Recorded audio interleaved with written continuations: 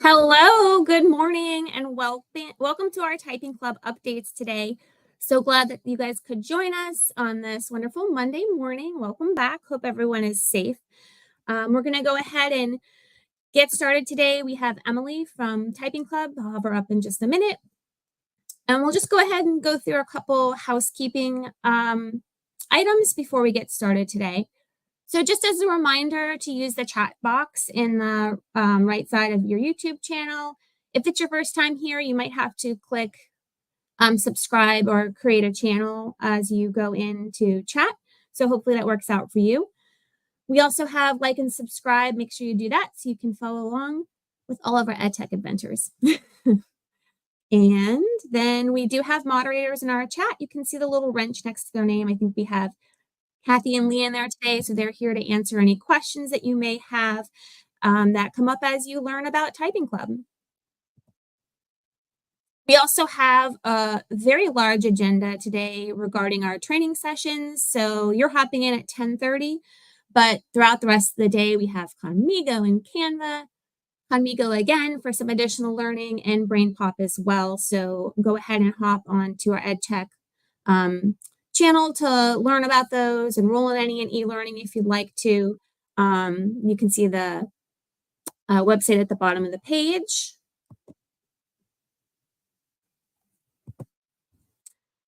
And let's see, I think we're going to go ahead and get started. So I'm going to go ahead and bring Emily up. Oh, just a quick reminder, as far as liking or subscribing, and then also on our Twitter channel, you can go ahead and tag us if you find anything awesome from Typing Club today or just want to share it out. This is a super important program to get our kids really not using thumbs like they're probably used to, but instead learning how to type appropriately and correctly and at a fast rate, hopefully. Okay, I'm going to go ahead and pop Emily up here. Good morning, Emily. Good morning. And I will pass it over to you to get started. Okay, fantastic. Thank you, Gail. Well, hello, everyone. Thank you so much for joining us today. I know you have a whole lot to do, but I really appreciate your time and I want to make the most of it. So let's go ahead and just jump right in. Up here on my screen, this is what you will see when you are logging in to access your Typing Club account. Here we are, our little friend with the keyboard. And when you do that, it's going to take you to your homepage, which will look something like this. You will just see the information for the classes and students that you have access to.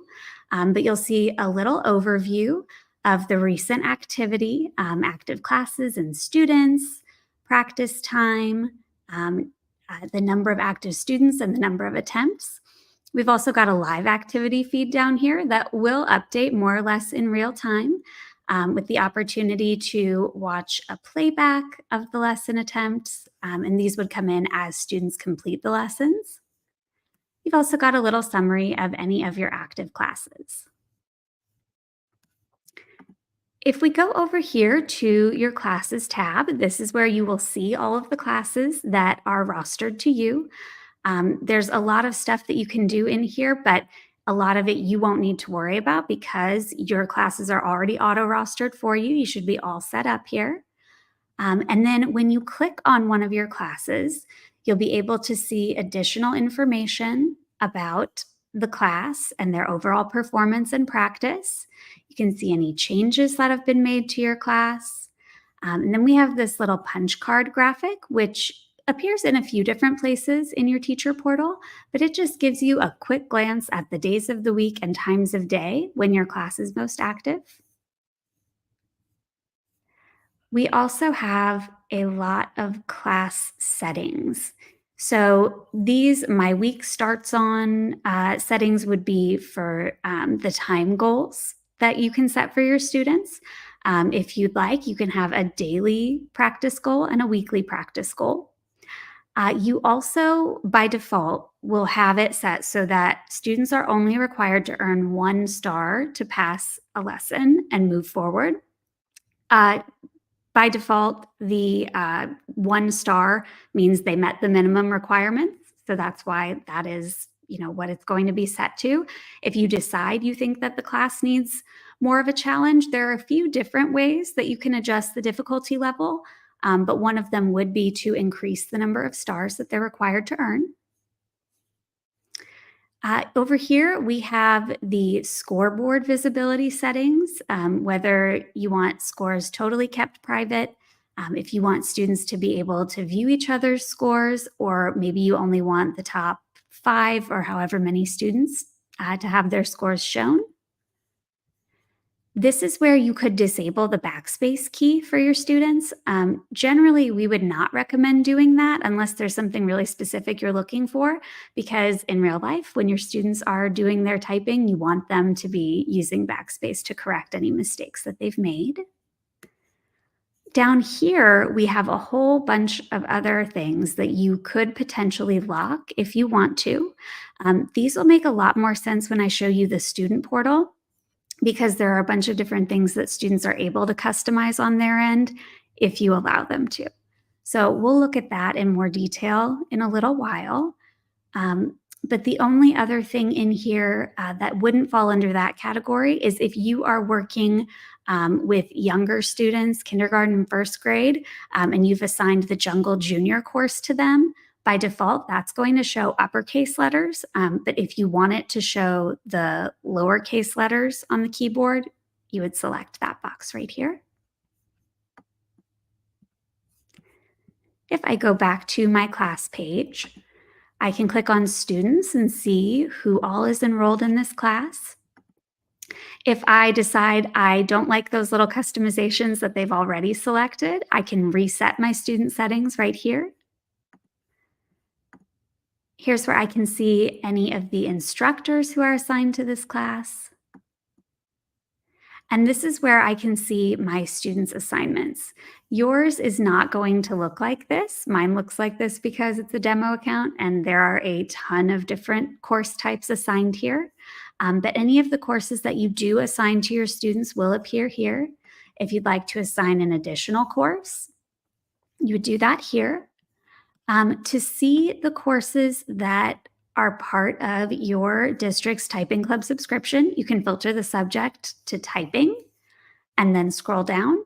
You can see we have a variety of different courses that are available, and they will be geared towards different ages and skill levels. We do also have left-hand typing and right-hand typing for students who have use of one of their hands to type. And we'll look at these courses also in the student portal, so I can just give you a better idea of what it looks like for the students with what you're assigning to them. But this is where you would select what you want to assign. And then there are some settings that you can adjust.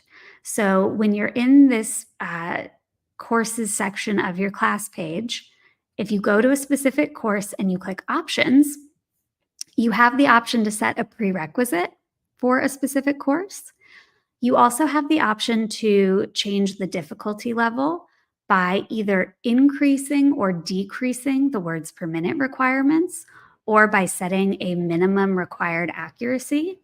One thing that we do get questions about is this increase, decrease speed setting. If I enter 10 words per minute into this box, that means that I am increasing the default lesson requirements by 10 words per minute. So it's not going to set a consistent 10 words per minute requirement. It's going to raise it. Or if I wanted to reduce the words per minute requirements, I could do that as well. And the reason for that is because the lessons are designed in such a way that the difficulty level will increase as the students progress throughout the course. So that's why, we wouldn't want to just say, okay, the students have to type at this speed for the entire course. We'd want to just adjust it, either make it a little easier or a little more challenging. And it is also possible to do this for individual students as well. So I'll show you that when we're in the Students tab in a moment. You can also limit the lesson progress. So by default, students are going to be able to practice all lessons available in order. Once they complete a lesson successfully, the next one will unlock for them. But maybe you've decided, actually, I want my students to work on a specific section of the lessons instead. You can do that here. And then for our typing jungle course and our grade level typing courses for 2nd through 12th grade, we do have course placement tests enabled or available for you to enable. And these are really great for students who already have had some formal typing instruction. If this is their first time doing it, we usually wouldn't recommend starting off with a placement test necessarily, because the courses are all going to start by really helping students solidify their finger placement and making sure that they're developing the right habits. But, maybe my student has done this in 2nd grade and 3rd grade. Now they're in 4th grade. I might want to let them skip past some of these introductory lessons and get a little bit further into the course. That's what this course placement test will be for.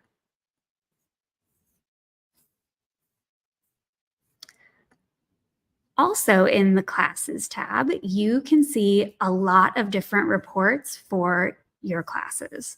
So the activity log is going to be just a basic, like expanded version of what you saw on the homepage. It's going to be every single attempt that students in this class have made.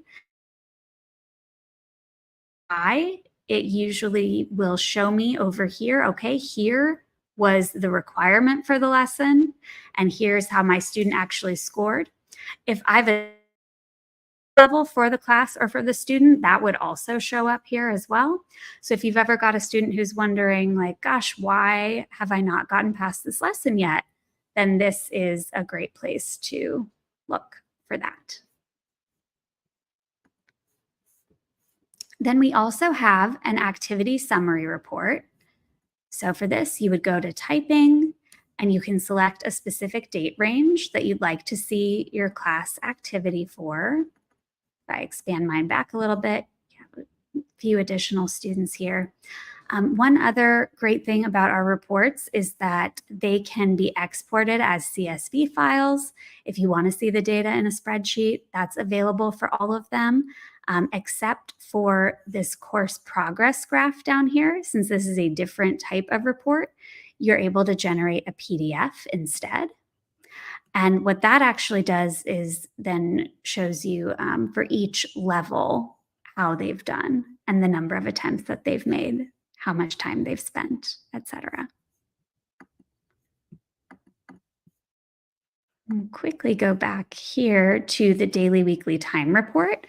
This would correspond to the goals that you've set for your class. If you have given them a daily or weekly time goal, this is just a quick glance to see who has met that goal within a certain amount of time, either daily or weekly.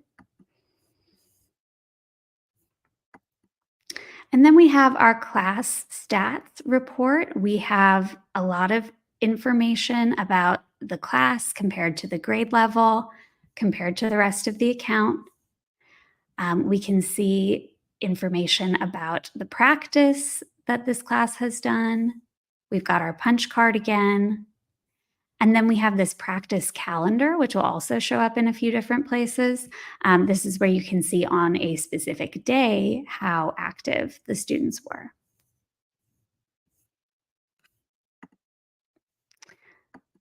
Over here, we've got our scoreboard. So this is what your students may or may not be able to see depending on the settings. The scoreboard is going to differ for each different course. Again, it can be exported as a CSV file. And then we've got the live activity view again for this specific class. All right, so as far as classes, that is probably the most important information for you to know. If we go into the Students tab here and we look at a specific student, you'll see a little overview of their information. You'll see an overview of their typing performance. If you want to print a little report card of just their recent activity for the last few weeks, you can do that this way. You can also easily log in as your student by clicking right here. can see the history of their account, any changes that have been made. There are badges that will be awarded to students automatically when they're doing their typing practice, but there are also additional badges that teachers can award. And then here we have that practice calendar for just this specific student. Over in classes, I can see the classes that the student has been enrolled in. This class here, it has the circle with the line through it. That's an archived class from a previous year. So the student wouldn't be able to see any of their assignments from that class, but you would be able to see that information still if it was archived. Over here, I have the student's progress in any of the courses that have been assigned to them. So kind of going back to what I was saying just a moment ago, if a student was assigned, let's say, the 9th grade typing course one year, and then that old class gets archived, and then they're assigned the 10th grade typing course the next year, as the teacher, I can still see any work they've done in the 9th grade course over on this screen here, but they would only see the 10th grade course on their end because they're only going to see courses that are assigned to their non-archived classes.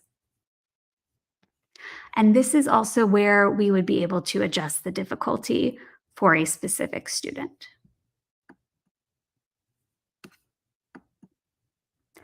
Over here, I have the student-specific activity log. Again, I can hover over this eye if I want to know the details of their attempt, their result versus the requirements. I can also export a CSV file here.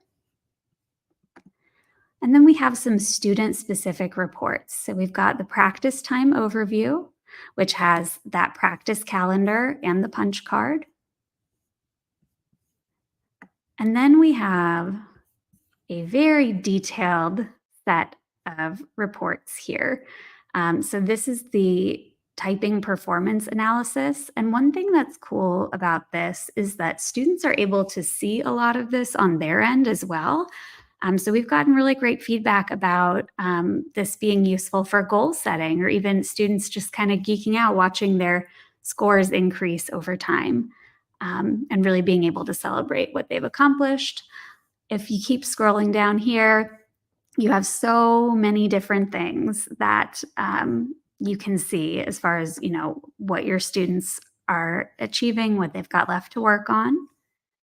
We've also, we've got it by key, we've got it by finger, we've got it by character. So you can also see a practice time overview for specific courses that the student may have worked on. And then it'll show how they scored compared to their class and the other students in the grade level. This is something you would see on your end. And yeah, so we have that for speed and keyboard coverage as well. We do sometimes get questions about what does keyboard coverage mean? That just means of the keys on the keyboard that we're going to be practicing in TypingClub, what percentage of them have we practiced so far? And here is for lesson plan completion. And if the student has enough data, you'll then be able to get some key performance indicators as well. And it will generate a class placement for them. And it would also give them that for their speed as well. And then it would give them a grade at the bottom here. This is also a good time to mention that we do have a help center that has grading suggestions as well, along with a ton of other different resources that are available to you. So anything that I am saying right now, if you want to see it again, or if you want, the detailed step-by-step breakdown, edclub.com/help is a great place to go.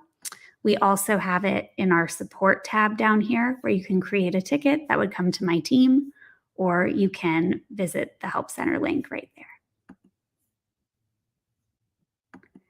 All right, so one last thing in the Students tab that I should mention before we move on. If I click Edit Student, if I'm you, you're going to see a message that basically says, don't change this. It's auto-rostered. That is correct. Don't change any of the information that's in there for the student. However, you can change accessibility settings, and this wouldn't impact the rostering at all. So we do have different settings that are available for students with various needs. If you enable an accessibility setting, there are certain features that it will activate or deactivate. And this is something that can also be enabled on the student end as well.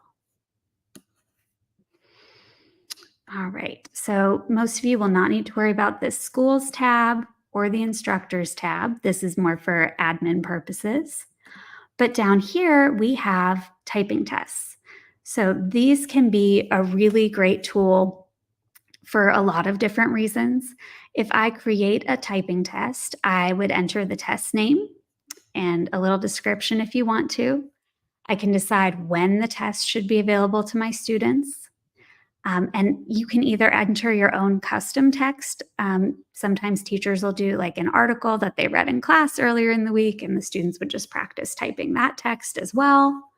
We also have pre-made typing test text templates that are designed for different grade levels or different parts of the keyboard, different sets of words. One thing that's nice about this is you can use our pre-made text templates and then also edit them if you want to. Down here, we can decide who should take the test. Generally speaking, I would recommend doing only the students I select, because then you can just select your specific classes that you want to provide access to the test. You can decide if you want there to be a limited number of attempts or not, and if you want there to be a time limit. One word of caution with the time limit: if you set a time limit and your student does not complete their test in that amount of time, it will count it as a failed attempt. So that's just one thing to be aware of there. And then you can also decide if you want everyone to pass the test or if you want to set certain criteria for passing. You can decide if you want your students to be able to see their scores or not, and what you want those scores to look like. You can also decide if you want them to be able to use backspace or not on the test, and if you want to be able to issue a certificate to students who successfully complete the test. So now I want to show you what it looks like when students have taken your test. You would then be able to click on the test and scroll down and see the settings, the text, and an overview so far of how that's been going. In this student section, this is where I can see who the test has been assigned to. If we do assign students from a class, we can choose from the different classes that I have access to, or we can assign it to individual students. You can see who has taken it and who hasn't. You can also see any other teachers who have access to this test. And then over here in the results tab, this is where you'll be able to see exactly how your students have done on the test. If you've got a lot of different students taking it, you can filter the list to be smaller. You've got your top 2 performances over here. And then if you decide you want to use the test as maybe a benchmark for beginning, middle, end of year, you could then look at how the students have done as they've taken the test over time. And if you want to see the details of each student's attempts, that is also available. It's also possible to either export, it's possible to export their scores as CSV files. You can either do their best attempts or all of their attempts. And then if you want to print a certificate for your students, if that was something that you enabled, you'd be able to do that right here. And then you'll have these pages that you can print.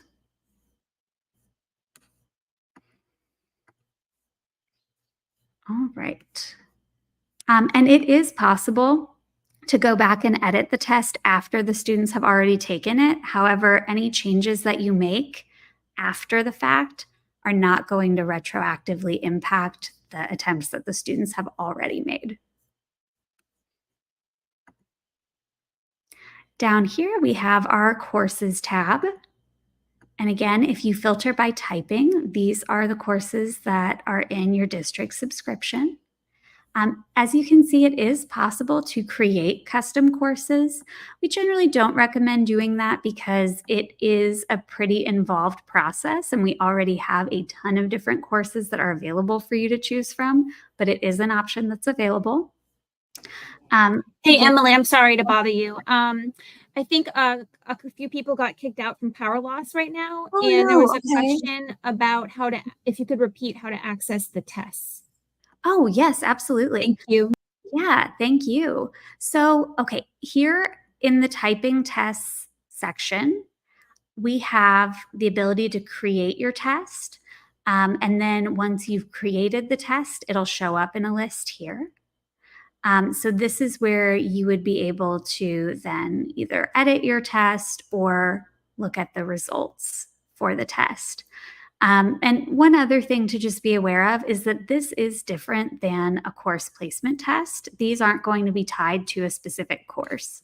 Whereas if you are wondering about the course placement tests, that would be in your classes tab under assignments. You'd click options and enable a placement test. And the placement test is what would actually allow students to potentially skip ahead and test out of other levels. Okay, awesome.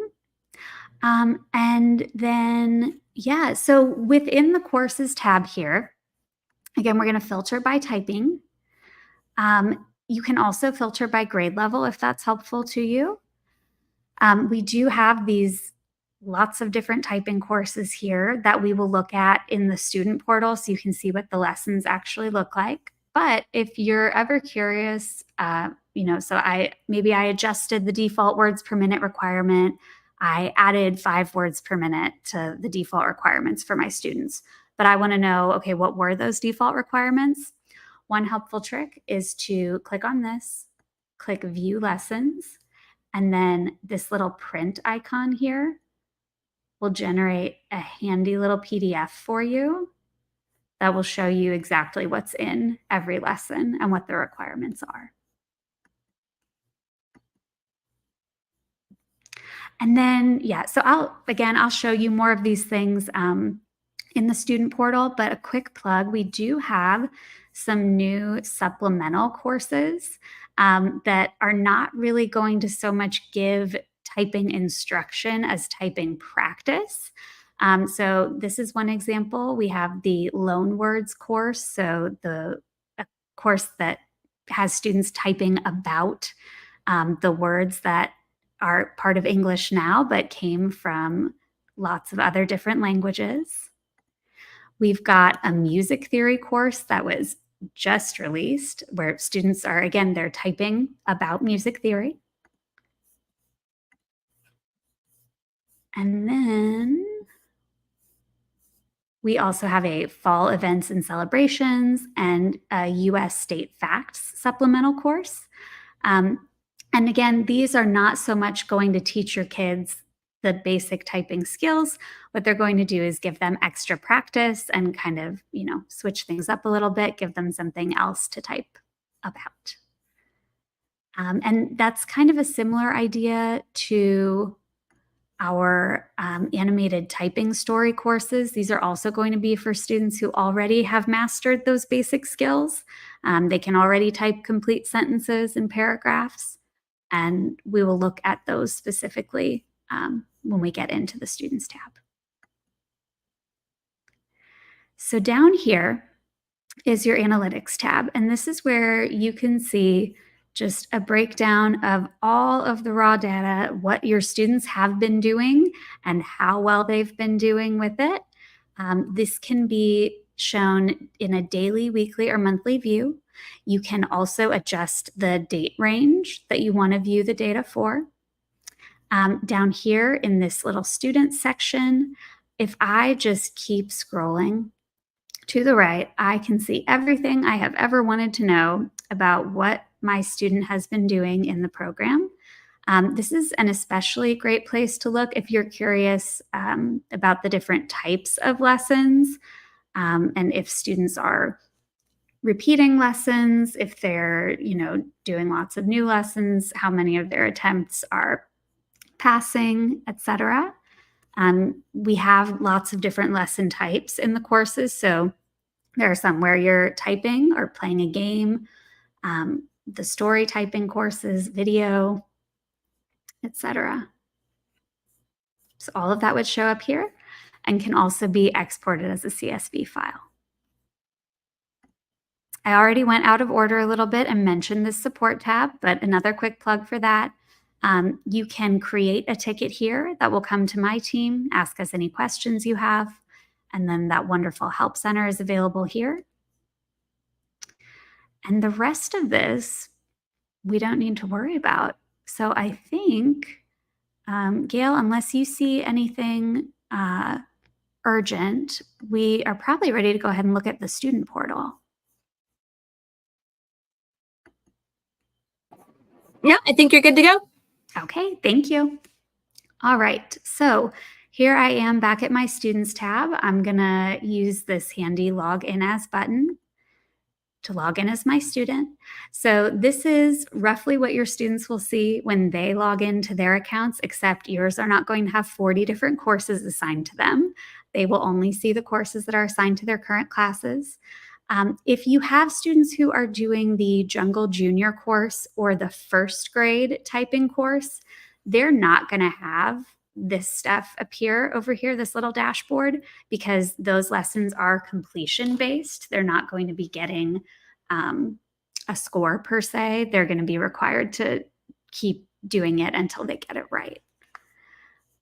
So as you can see, I've got a whole bunch of different courses here. I'll start with the younger grades. So the Jungle Junior course, as you can see, it is geared towards the younger students. Kindergarten and first grade are who we would recommend this course to. It's very visual.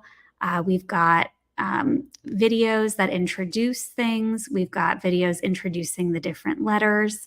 There are these finger gym lessons where students are, stretching their fingers, giving themselves a little break between the lessons. And another thing you'll notice about this is that it goes in alphabetical order rather than based on keyboard location or the keys location on the keyboard. So I'm never sure if you'll be able to hear the audio.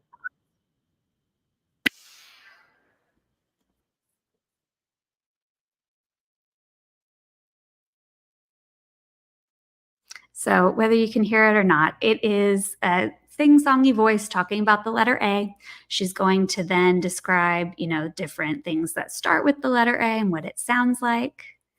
Then when we get into the actual practice, there's audio. She's saying what to do, and she's saying which pinky or which finger to use, which is your left pinky. And then once they've worked through all of the different letters, by the end of Jungle Junior, they'll get into specific patterns and sight words and phrases, and they'll be doing sentences by the end, short little sentences here. Type the key, capital I. So To type I, move your right middle finger up one key if from K. we go back then to my overwhelming homepage here, I've got this Typing Grade 1 course. So for kindergarten, really the course that's going to be good for them is the Jungle Junior course that I just showed you. However, our grade level typing courses start at first grade. So this is going to look very, very similar to Jungle Junior. It's going to have the same lesson types. It's going in alphabetical order again. The difference then appears later after these basic instruction lessons. We're getting into first grade specific content. And so that is the difference between the grade level typing courses and other courses. It's going to be the difference in the difficulty level as well as the content that appears later on in the lessons. So to give you a better idea of what that looks like for older grades, we'll look at our Typing Jungle course, which was designed to be used by 2nd grade and up. This course looks a little different. As you can see, it's going to be geared towards older students. This is an example of where a student could take a placement test if that's something that you've enabled for them. And then if we look here, you can see, again, there are a variety of different lesson types. We've got videos, we've got key introductions, and standard practice. There are a lot of different games that are going to come up, and all of this will become, more challenging. These initial games are, practicing one character at a time. Later on, they're going to have full words. You can see this is designed to follow the order of the keyboard location rather than alphabetical order. So we start with our home row, top row, bottom row, and we expand on that. And then there are these advanced levels. So if we start with one of these unboxing lessons, these are fully completion based. I have to type the right thing or I can't move on. And I just get a good job. And that'll show as a check mark in your teacher portal as well.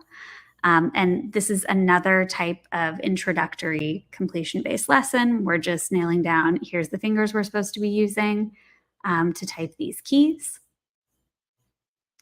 Then we get into our actual practice lessons. So this is where those settings I was telling you about in the teacher portal come into play.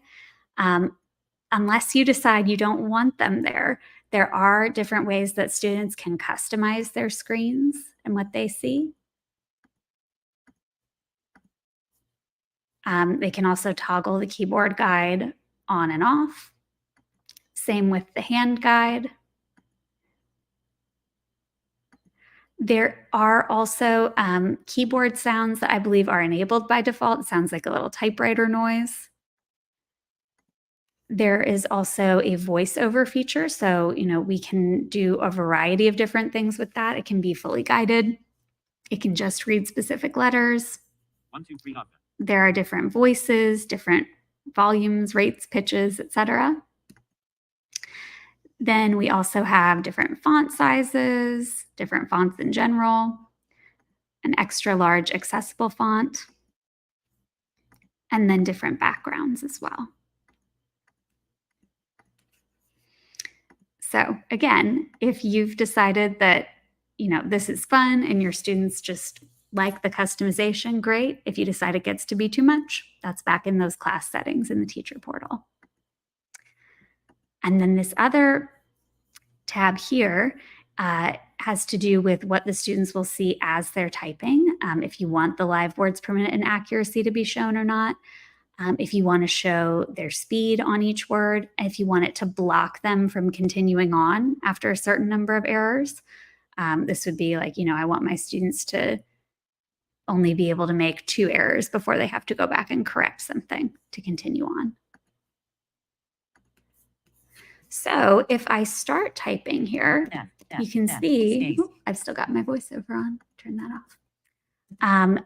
Everything that I'm typing correctly on the first try is turning green.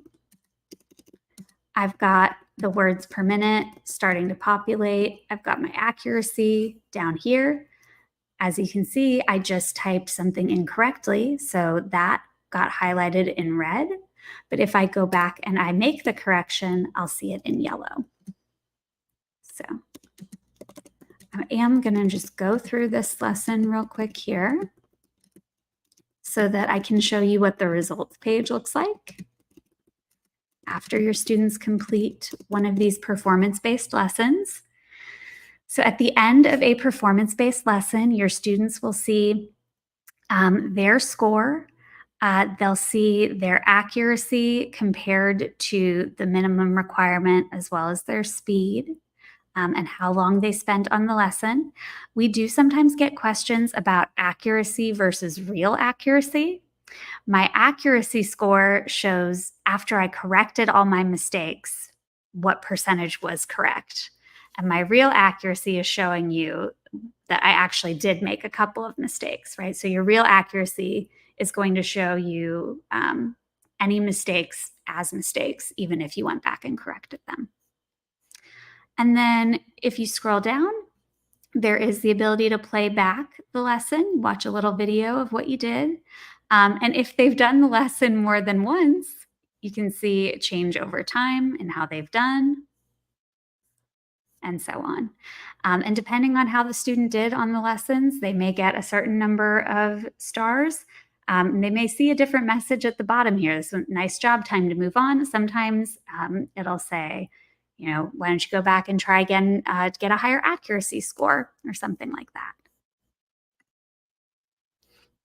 So yeah, as I mentioned, we do have a lot of different lesson types. One other notable lesson type I want to show you while we're here are these anchoring lessons.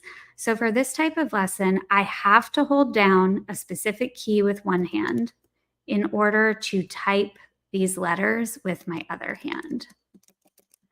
If I let go of my J key, I cannot keep typing. So these were designed to help students with those hunting and pecking habits, get rid of those, and focus on where their hands should be on the keyboard. So as you can see, we do then move from these lessons that are progressively getting more difficult into advanced levels that by the end are looking much more complex, right? More text, more punctuation, we've got our capital letters, etc.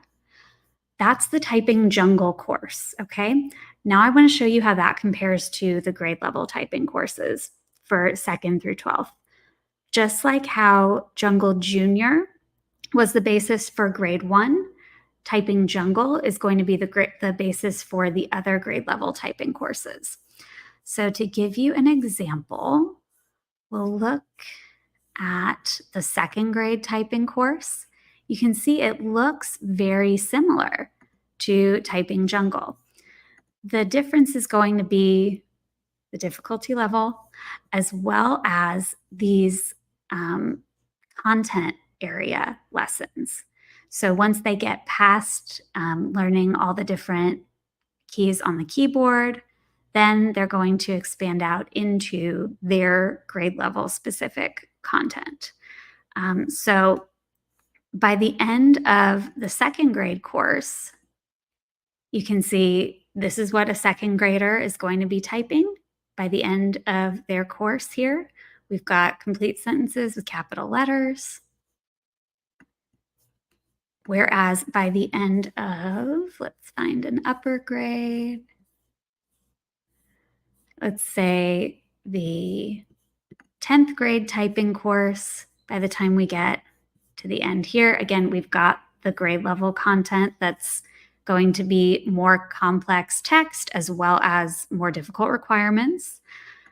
Yeah, by the time we get down here, this is what we've got, our 10th graders typing. Longer passages, more complex content, more complex everything, and a higher words per minute requirement.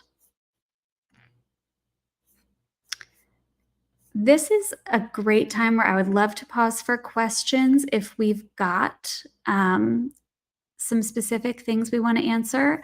And then after that, with whatever time we have left, I can show you our other supplemental courses. Gail, do you see anything you want me to address? I'm peeking at the comments here as well. No questions just yet. Someone asked about aligned to Florida standards. I sent them the document with the alignment. Perfect. That's it so far. Okay, wonderful.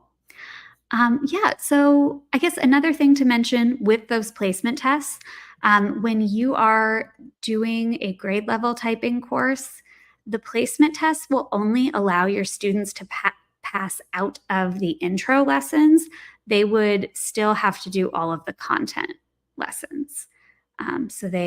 It's just those basic skills, that basic skills review that students can potentially test out of.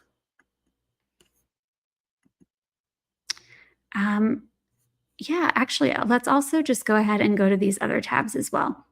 So here I've got my student stats tab. This is where the students can see a lot of that information that I was showing you in the teacher portal. They can see just everything they could possibly want to know about their own progress and achievement. Lots and lots of different information about how they're doing on the different courses. Their practice calendar, their punch card, and their 10 most recent lesson attempts. Over here, we have our badges tab. So this is where the students can see the badges that they have already earned and the ones that they have not yet earned. These are going to be the ones that would be awarded automatically if the student meets a specific set of requirements, but on that students page in your teacher portal, there are additional badges that you can also award from there. If I had my scoreboard enabled, that would show up right here as well. And I would be able to see either the top scores or all of the scores for my classmates.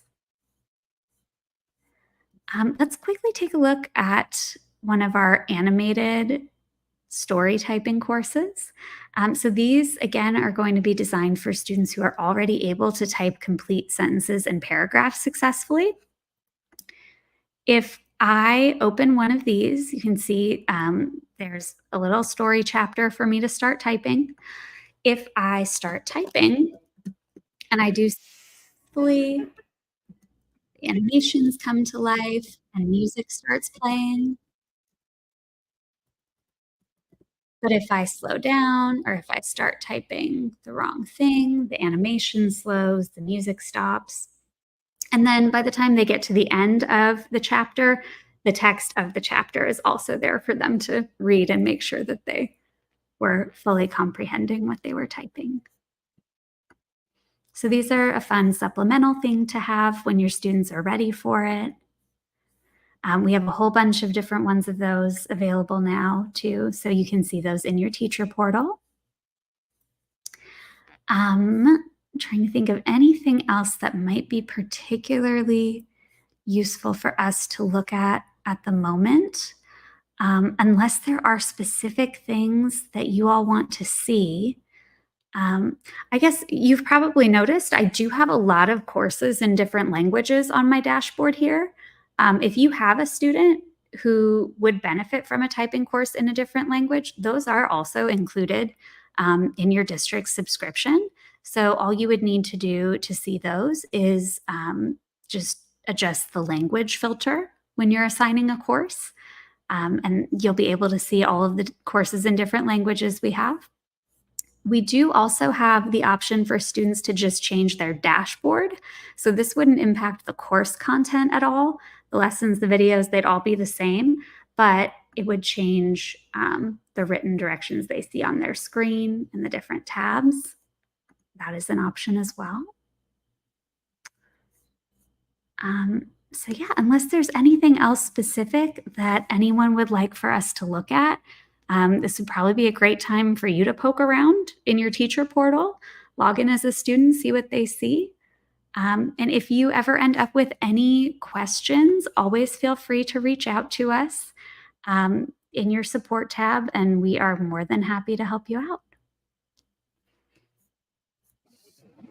All right, awesome. Thank you so much, Emily. I'll hang out for a few minutes in case anyone has questions, and I'm going to just spend a couple minutes just kind of wrapping things up, sharing with everybody some additional information, and then we will let you guys head on your way for the rest of your learning journey today. I'm going to pull you down, your screen down, Emily, if that's okay. Thank pull you, down everyone. too, if that's okay, and then thank you so much. Appreciate it. Thanks.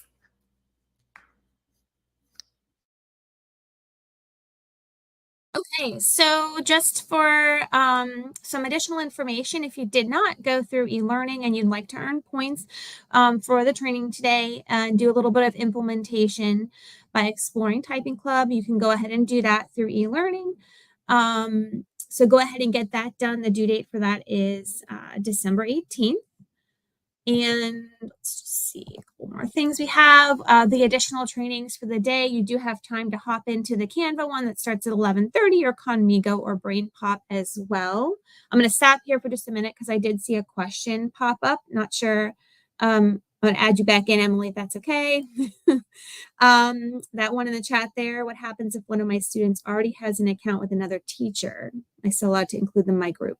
Good question. Okay, so the way that your district account is set up, if they have already been using TypingClub, maybe last school year with another teacher, but they were on your district's account, they're going to have all of their same data. It's all going to carry with them unless somebody manually clears it. And they would still be rostered to you. So if they are rostered to you, it's Clever, right, Gail? In Clever, Yes. then you will see them as your students. So students can have multiple enrollments. What does sometimes happen is if a parent or a teacher has previously created a separate free account that a student was using before, that can sometimes get a little bit confusing. But that account would not have any impact on your school account. If that makes sense. Let me know if you have other questions. And then, Evan, if you have like a specific question, you can feel free to email me and I can kind of do a little digging into it and see if there's any concerns. Yeah, wonderful. And I do see a question about the placement tests. I think it's really going to be up to you. My personal preference would be, if they've never done a formal typing program before, probably just have them get started on those basic skills. But if you feel like you've already got some that are in pretty solid shape and you want to give them that option to potentially test out, then you are going to be the best judge of that. You know your students way better than I do. Okay. I'll drop you down. Oh, wait, we've got more or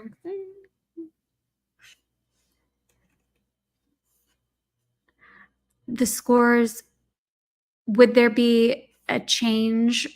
Can you tell me a little bit more about what you're concerned for? I feel like we don't have leaderboards. Do we have the option for leaderboards? I feel like we took that away. That might be, let me check. I'll check. But that is a possibility. Sometimes account-wide districts will decide, you know what, I don't think we're ready for this yet.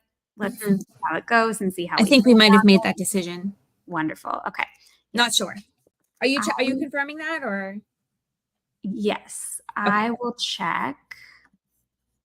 I'll just keep talking. You can feel free to interrupt me if perfect. Yes, please go ahead. Find the answer regular. Also, while we're wrapping up, waiting for additional questions and answering those questions, just make sure you guys follow us on X or Twitter. Actually, just heard someone in another training refer to it as Twix because of the combined name, which I thought was super cute. So feel free to do that. We also have our training website. There's a bit.ly on the screen. If you're not already part of that, make sure you join or visit that regularly so you can see all the trainings that we have going on. We have a ton lately. I'll also put in the chat the link to our MailChimp so you can get any mail that we send out, and then I'll let you address that next question that came in, Emily, while I post in the chat. Perfect. Yes, and you're correct. We did decide to just totally disable that scoreboard feature account-wide, so that's not something that anyone needs to be concerned with at the moment. Okay, so, I just lost the chat here. And I'm just throwing a few things in there just to make sure everybody has it before we say goodbye. Okay. I'll keep going unless anyone else wants to throw anything in there. And then one last quick plug for EdTech. We do have a educational technology conference coming up on February 24th. So be ready for that. It'll be a great day of learning about all great things that we're have going on in our district with educational technology. And you probably know many of our teammates from EdTech, so we're here to help if you ever have questions or need any support. I didn't see any more questions come through, so I guess we can go ahead and sign off for the day. And then if anyone has anything, you can follow up with me at the end, and I'll get back to you as soon as I can. All right. Thank you so much, Emily, for joining us. I really appreciate it today. I'm going to go ahead and sign us out. Thank you, everybody, for your time. Have a good one. Bye-bye.